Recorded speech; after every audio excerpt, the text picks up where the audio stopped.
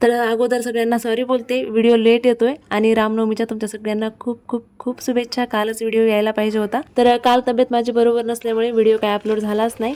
तर रामनवमीचं जे आहे ते डेकोरेशन मी केलं होतं बाळासाठी. श्रीराम मंदिर जे आहे ते तुरीच्या डाळीने मी इथे काढून घेतलेलं आहे. शेवंतीचे हे जे फुलं आहेत त्याने सगळं डेकोरेशन करायचं होतं, म्हणजे नाव जय श्रीराम असं काढायचं होतं, पण फुलाने व्यवस्थित येत नव्हतं आणि जागा पण कमी पडत होती. त्याच्यामुळे मग तुरीची डाळ आणि तांदूळाचाच वापर केला इथे.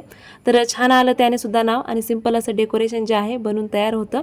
बघा तुम्हाला कसं वाटतं कमेंटमध्ये सांगा. आणि त्याच्यानंतर मग बाळाला इथे ठेवून फोटो वगैरे काढून घेतले त्याचे. छान क्यूट असं बाळ दिसत होतं. सगळ्यांच्या तशा तर कमेंट येतातच तिला. खूप उशिरा हे सगळं प्लॅन केलं होतं. 4-4:30 वाजले होते मला. तिथून घरी आल्याच्या नंतर मग आली होती आमच्या गावाकडची माझी एक मैत्रीण. तर चहा पाणी केला, गप्पा वगैरे मारल्या आणि रात्रीचा स्वयंपाकाचा टाइम झाला. तर तिने हट्ट केला की मीच भाकरी टाकून देते, मला खूप छान भाकरी येतात आणि पटकन करते मी. आता आम्ही तिचा पाहुणचार करायचा तर तिनेच हट्ट केला, तर ऐकत पण नव्हती ती. तर तिने खरंच खूप छान भाकरी केला. सगळ्यांनीच नाव घेतलं.